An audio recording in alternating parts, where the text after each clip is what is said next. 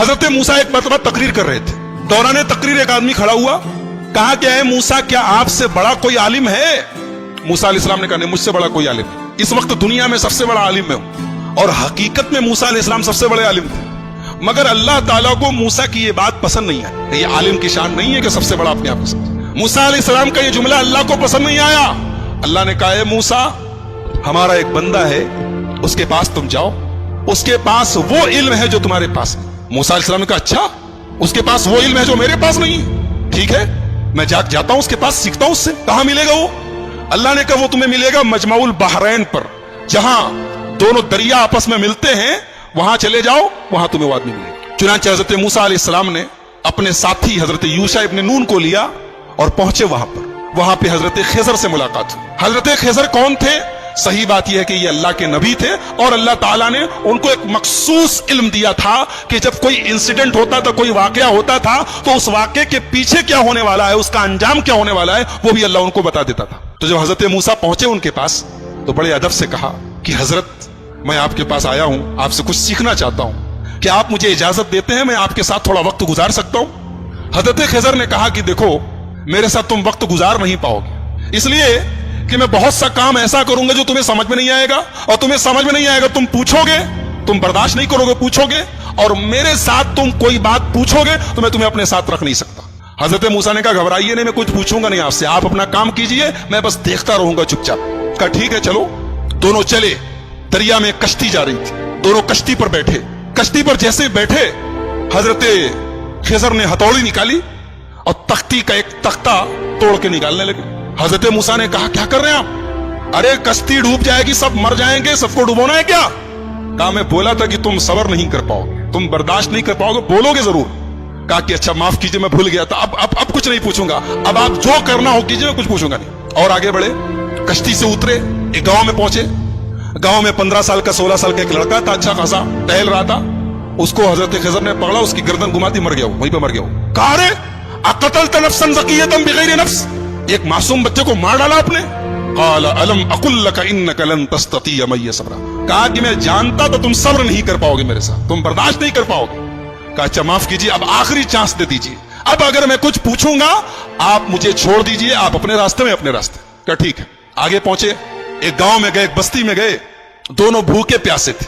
जब बस्ती में पहुंचे तो वो बस्ती जो थी वो कंजूसों की, बखीलों की बस्ती थी। ये दोनों पहुंचे, बोले हमें भूख लगी है, कुछ खाने को मिलेगा क्या? तो बस्ती वालों ने कहा कि हमारे बाप का माल है, ये चले आए और हम तुम लोगों को खाने पीने को देंगे, चलो जाओ यहां से। भगा दिया उन लोगों ने। यानी एक नंबर के बखील और कंजूस थे। दोनों को एक आदमी खाना खिलाने को तैयार नहीं। दोनों बेचारे भूखे प्यासे थके हारे गांव के एक मकान की दीवार के पास बैठे थे।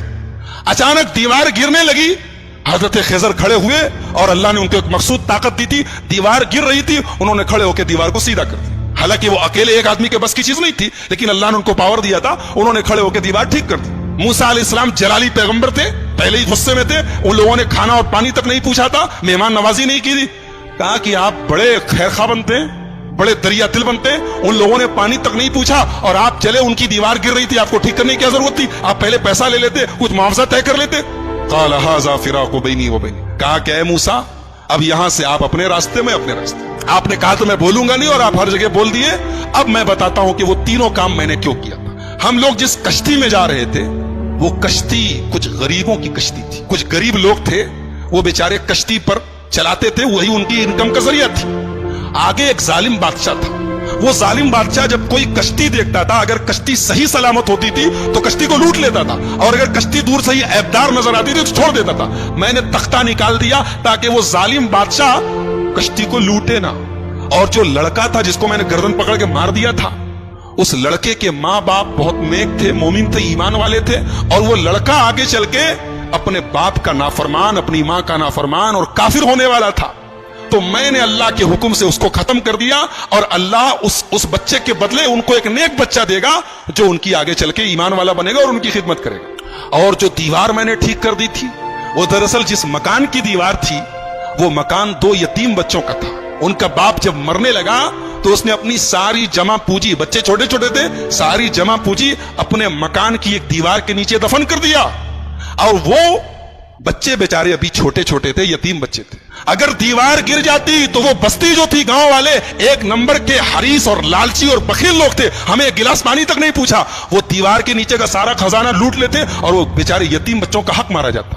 तो अल्लाह के हुक्म से मैंने दीवार को ठीक कर दिया ताकि जब बच्चे बड़े हो जाएं तो फिर अल्लाह ताला उनके बाप का खजाना उन्हें पहुंचा दे। और अल्लाह ने ऐसा क्यों किया? इसलिए कि उन दोनों बच्चों का जो बाप था वो बहुत नेक था। नेक बाप की औलाद परेशानी में पड़े ये अल्लाह ताला ने पसंद नहीं किया। अगर बाप नेक है तो औलाद की अल्लाह मदद करता है। एक नुक्ता यह मिला कि अगर आदमी नेक हो तो उसके मरने के बाद भी उसकी औलाद को फायदा पहुंचता है, ये इस आयत से पता चला। बहरहाल ये हजरत खिजर का वाकया था, हजरत मूसा का वाकया कुरान करीम के 15वें पारे के लास्ट में और 16वें के शुरू में यह वाकया बयान किया गया। मूसा अलैहिस्सलाम की जो कौम थी, अल्लाह ने बहुत इनाम उनके ऊपर किया। इनके ऊपर आसमान से खाना उतरता था, इनको भूख लगती थी, खाना उतरता, मन्नो सलवा। पानी की जरूरत पड़ी, मूसा अलैहिस्सलाम ने लाठी को जमीन पे मारा, जमीन से चश्मा बहने लगा। इनको धूप बहुत तेज लगी, आसमान में बादल का साया आ गया। लेकिन जितनी अल्लाह ने इनको सहूलत दी, आराम दिया, उतनी ही ये कौम नाफरमान हो गई। जब फलस्तीन करीब आ गया तो मूसा अलैहिस्सलाम ने अपने साथियों से कहा, बनी इसराइल से, कि चलो हम फलस्तीन में चलें और वहां पे एक जालिम लोगों की हुकूमत है, अमालेका की हुकूमत है, हम उनसे जिहाद करें, उनसे लड़ें। तो मूसा अलैहिस्सलाम के साथियों ने कहा, अरे वो लोग बहुत पावरफुल लोग हैं, हम लोग उनसे लड़ नहीं सकते, उनसे लड़ने की ताकत हमारे अंदर नहीं है, आप जाइए, आपका रब जाए। इज़हब अंत व रब्बुका फकातिला, ऐ मूसा तुम जाओ, तुम्हारा रब जाए और दोनों जाके लड़ाई करो, हम लड़ने वाले नहीं। ये हाल था बनी इसराइल का। ऐसे ही नहीं हम लोग सूरह फातिहा में पढ़ते, गैरिल मग़ज़ूबि अलैहिम वलद्दालिन, ऐ अल्लाह उनके रास्ते पर नहीं चलाना जिनके ऊपर तेरा गजब उतरा। अल्लाह ने इसको जितना नवाजा था, इस कौम ने उतनी ही नाफरमानी और उतनी ही बदकारी की। सोचिए अल्लाह की कितनी बड़ी गुस्ताखी है, रसूल की कितनी बड़ी गुस्ताखी। कह रहे हैं मूसा तुम जाओ, तुम्हारा रब जाए, तुम लड़ो, हम नहीं लड़ेंगे। और दूसरी तरफ हमारे प्यारे नबी जनाब मोहम्मद रसूलुल्लाह सल्लल्लाहु अलैहि वसल्लम जब ग़ज़वा बद्र के मौके पर अपने सहाबा से मशवरा करते हैं, अपने सहाबा से मशवरा करते हैं और अपने अंसारी सहाबा से पूछते हैं कि तुम लोग क्या करोगे? तो अंसारी सहाबा कहते हैं, अल्लाह के नबी, हम कोई मूसा के साथी थोड़ी हैं जो कह दे कि आप जाइए, आप लड़िए, हम बैठे रहेंगे। अय अल्लाह के नबी, अगर आप समुंदर में उतरने कहेंगे, आपके सहाबा समुंदर में उतरने को तैयार है। इसीलिए हमारा ईमान है कि दुनिया में जितने नबी आए, जितने रसूल आए, सारे रसूलों में सबसे बेहतरीन सहाबा, सबसे बेहतरीन साथी अगर किसी को मिले तो हमारे प्यारे नबी मोहम्मद रसूलुल्लाह सल्लल्लाहु अलैहि वसल्लम को। तो इन लोगों ने कहा कि मूसा आप जाइए, आपका रब लड़े, हम नहीं लड़ेंगे। अल्लाह ने सजा नाजिल की कि अब 40 साल तक तुम लोग फलस्तीन को फतह नहीं कर सकते, अब 40 साल तक इसी सहरा में तुम घूमते रहो, इसी में परेशान रहो। और उसी 40 साल के दौरान हजरत मूसा का इंतकाल हो गया।